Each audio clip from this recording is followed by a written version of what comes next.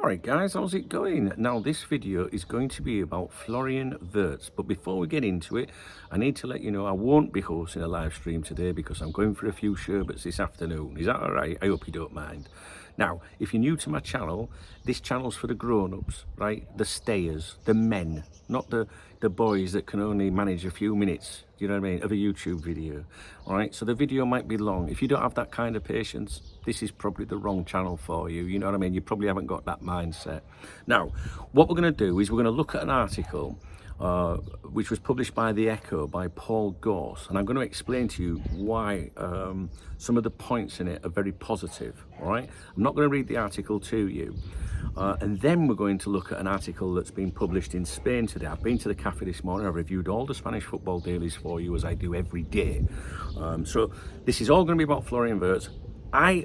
From reading this article in The Echo, I found some positives, and it's put me in a more positive mood, to be honest with you, about the whole thing. All right, I've been cautious, that's all, been cautious, and I still am, to be honest with you.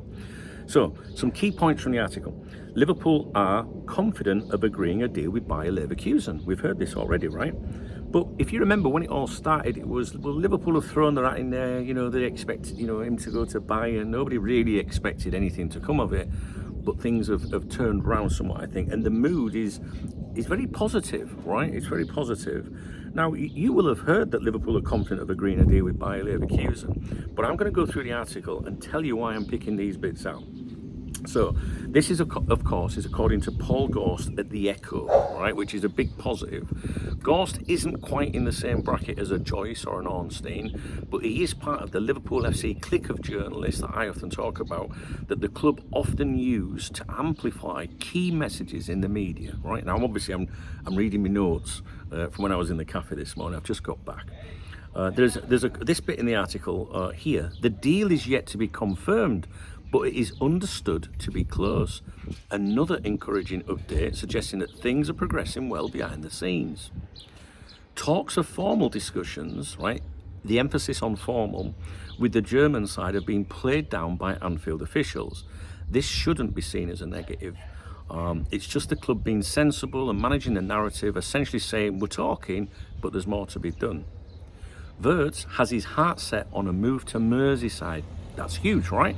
If true, and most people, I think, believe it, it gives Liverpool a major edge in the battle for his signature. Liverpool sporting director Richard Hughes will lead the negotiations, and there is full confidence in the Scot to strike the biggest deal of all time on Merseyside. The Anfield chief was described to The Echo as the best in the business by club sources this week. Now, this kind of praise suggests Gorse has had a nudge from Edwards, in my opinion. Journalists often hype the people feeding them info, and this sounds like one of those moments. Liverpool want to find an agreement sooner rather than later. Again, this shows the club's urgency and desire to get the deal sorted without dragging it out. Now, there's this bit here. There is likely an acceptance, however, that the size of the transfer at around the £125 million mark, you know, everything included, whatever, means there may be some negotiation to be had before hands can be shaken with the Leverkusen side, right? This is what Gorse says. Now, there's nothing negative here. It's just the reality of navigating a deal of this magnitude.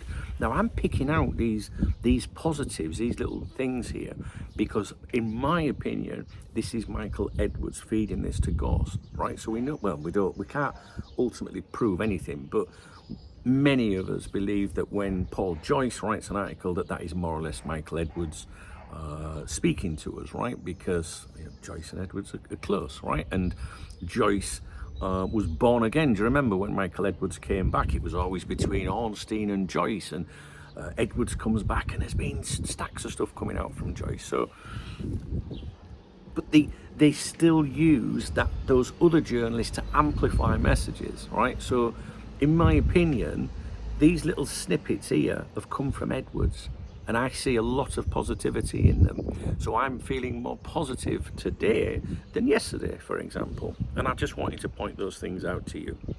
Now, flicking over to Spain, Sport had an article today titled "Wirtz, the Forbidden Dream." And basically, it's talking about him being Xavi's ideal player, Alonso, right, the new manager of Real Madrid. And it says here, as Alonso steps into the Real Madrid dugout, there's one player he'd love to bring with him, Florian Wirtz. Having worked closely together at Bayer Leverkusen, Wirtz is seen by Xavi as the perfect on-field translator of his ideas and someone he trusts. Now, the next section, you know, like sub-headline, if you like, is a sky-high price tag. But Real Madrid face a huge challenge. Wirtz is one of the most sought-after players in Europe, with Bayern Munich, Man City, Liverpool and Madrid all interested. Leverkusen CEO Fernando Caro reportedly slapped €150 million starting price on the table, a figure that caused Man City to walk away, as total costs could top €300 million, right? Madrid won't overspend, it says. Again, this is another sub-section. Despite the admiration from Xavi, Real Madrid won't be dragged into an unsustainable bidding war.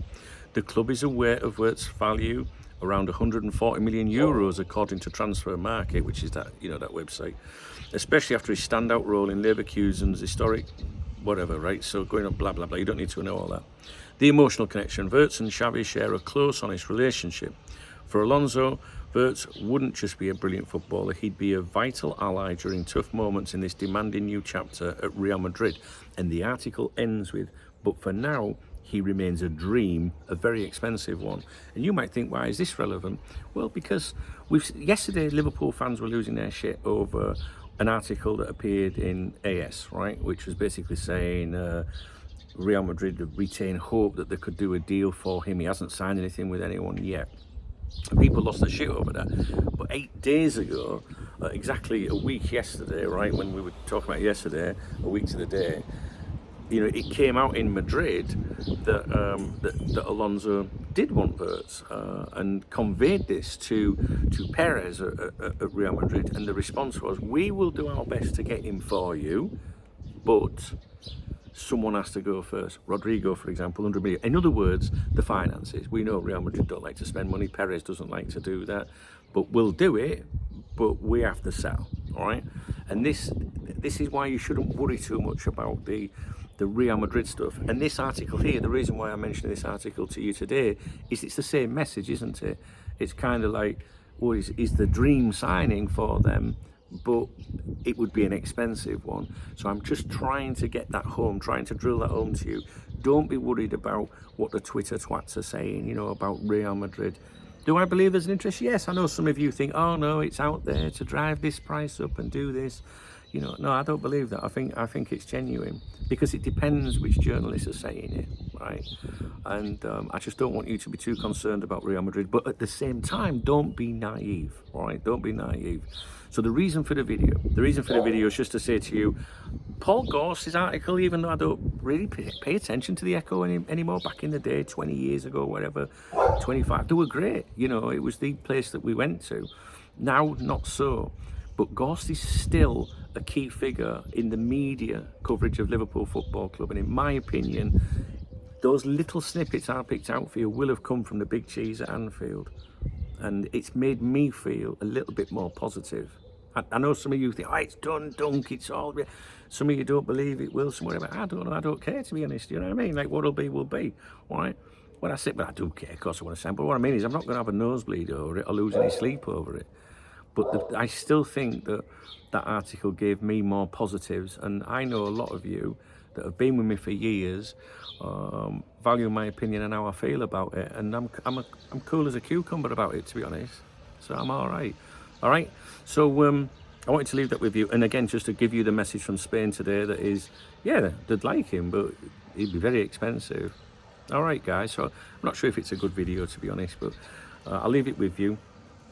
So yeah, no live stream today, unfortunately. I'm going to go for a few sherbets with my mates, and I'll touch base with you at some point. I don't know when I'll touch base with you. I've got a lot of content coming up for you, got some videos coming up for you. So I'll leave it with you. I hope the video's kind of explained a bit to you. The message I'm just trying to say is, don't flap about Real Madrid at the moment, and you know, I don't know, just keep the faith, really. I thought the article from Goss was important. I really did. Hence the reason why I picked out key things from it which I think will have been fed to him from Edwards. All right, guys, I'll leave it with you. Have a great weekend. If you like the video, please thumbs up the video. Please drop me a comment.